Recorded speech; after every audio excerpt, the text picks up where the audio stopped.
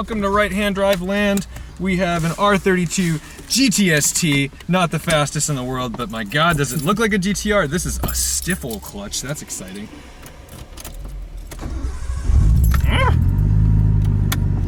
Making all the right noises so far, we haven't moved yet. And, okay, first. Oh yeah, it does catch right at the bottom. It's brilliant.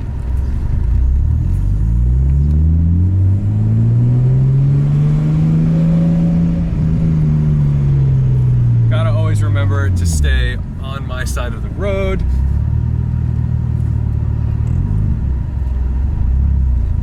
I know all the neighborhood dogs.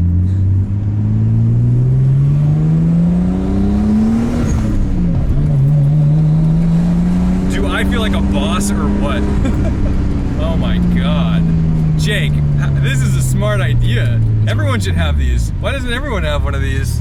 I'm feeling a lot more comfortable with this right now than I used to. Like the last car I drove was an R32 GTR, right-hand drive, and I felt really awkward about it, and right now I don't. This is nice, this is easy. You get used to it really quickly. People kind of like blow it out of proportion, then it's more difficult than it is. Yeah, my biggest issue was always like just the 3.2 downshift and feeling like, oh, I don't know, because it's like a weird motion. But like, honestly, I think part of the problem too was I was so nervous to drive that guy's car.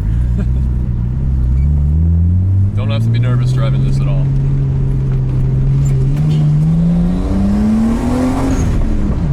What a sound! This is a grabby clutch. Yeah. It takes some getting used to. And I feel really baller right now because we've got the Civic Type R in front of us. So like this car making all these whooshy noises, plus that, we are, even though that's like made in England, I still feel very JDM with this little posse right now. I just did a 3.2 downshift and it was much better than I remember being before. You don't know this, but I don't know if you can even see him in this frame right now, but Jake is notorious for like buying just the most unfortunate vehicles that like look like a good idea and then aren't, and then like, you know, bad things happen. No one's consumed more oil than Jake's BMWs. Like just you've never had worse luck than Jake. That's all I can say. And this car right now feels like it's running great, it's running strong, it sounds incredible, and this isn't as like unicorny as like, all right, you've got to get into that pedal a little bit because it doesn't want to just rev up. Does it have a traction control? No traction control, but it has a pretty aggressive two-way LSD. I could feel that diff. I was like, oh baby. And I wasn't sure if it was stepping in to let me out or if it was like just saying, no, I'm gonna put two wheels down for this. It's nice, but it doesn't have enough power to get the wheels loose, so you don't ever get to really feel the two-way. Yeah. How am I doing on this yellow line? Am I like, have you been getting nervous or am I in a good spot? Like, doing much better than Bijan. Okay. I feel the need to give blow-off noises to anyone near me. I feel like it's my responsibility. This isn't, everyone's like, oh, it's so slow. I mean, not like I've wound it out. This clutch is really aggressive, so I apologize for that. But like, oh, a little pop-up. That was great. I like real organic pops. That was the real shit. Yeah.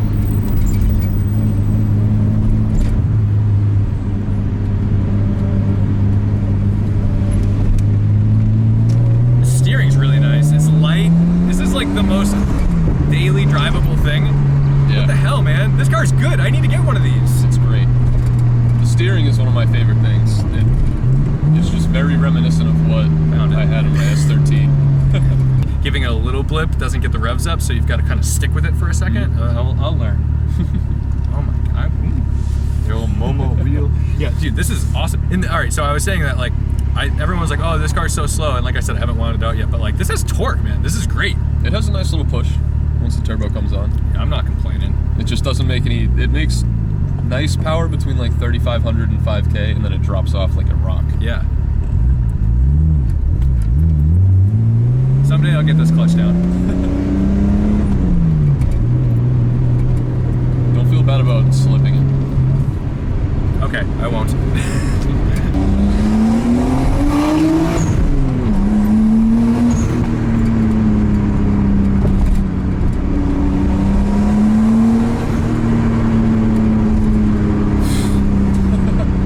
I've been like so wrapped up in my German life and all this shit. And you know, like I've forgotten about what these cars are, and I've forgotten that there's these really cool turbo inline sixes, and they're the best. And I want an RB26 so badly in my life, but I would 100% take this if it meant like not spending stupid money. Yeah.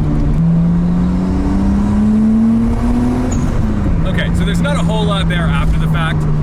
So I'll validate some of the slow claims, but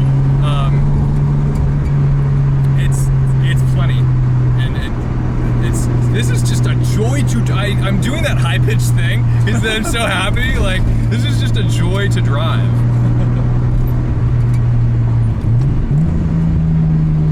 So it's only making about 8 to 9 psi, which is a little bit over stock if I remember correctly.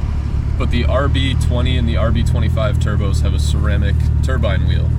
So once you start turning up the boost, kind of get into the teens, the low to mid-teens, the turbine wheels start exploding from the heat and the pressure. So it could use a few more psi, and that would make the torque range, I don't know what we call it. It would make the mid-range feel a lot better. Sure. And carry a little bit more up top, but it's just a risky proposition, especially when these cars are going on 30 years old. I'm just happy. It's the perfect car to put a huge smile on your face at like everyday speed limit speeds. I'm driving through town right now. I'm just so fucking happy right now. This is like unbelievable. All right, let's slip her a little bit. Ah, that's better.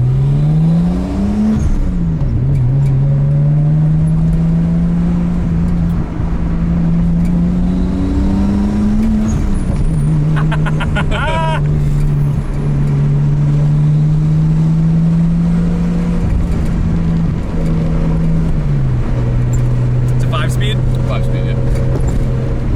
No, I don't think we're gonna need that. No. It starts to get really luggy. What are we on for tires? And what are you gonna put on for tires, I guess I should ask? They're Continental, I think Sport Contact or something like that. I think they're an older model, definitely like a summer tire, but they're a little bit worn in the back.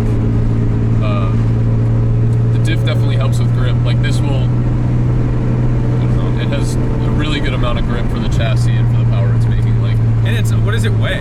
I mean, it's rear-wheel drive, so you don't have all this front drivetrain stuff lugging it down.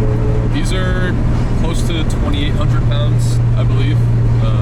So still kind of a featherweight by today's standards, but the Iron Block RB weighs it down a little bit in comparison to like an S13, which is 2,700 from the factory. Probably a little too. And I stalled it. There you go. No one heard that. While I course correct this yacht. It's like a reasonable sized car though. Like it's long, it's not wide, so that's kind of like a weird thing to get used to. But no, it feels light. That's what's nice about it, because like I know that it doesn't have a ton of power, but I feel like you can use it all low down and mid range because it weighs nothing. It's very tossable too. It's really nice. This is like, I'll say it again, it's like the perfect car for that like area, because you're full throttle between every corner. It has Z32 brakes on it, so you can lay into it every corner and they won't fade by the end of that little like 15-minute stint. Yeah. Where you said, I'm gonna bleep that out and say Mexico. Mexico, yes. You go to Mexico all the time in the mountains. Oh my god, this is just a hoot. All right, well anyway, oh, there's that first gear grind. There it is. That's how you sign off a video. There you go. Well, on that note, I will show my failures, and thank you for watching, liking, commenting, and subscribing. I don't even know if this is really like a sign-off. I don't know what I'm using this for yet, so either way, enjoy it. This was fun. I got to drive a cool car. Thank you, Jake. We'll see you in the next thing. Bye. Respect the drive. Woo!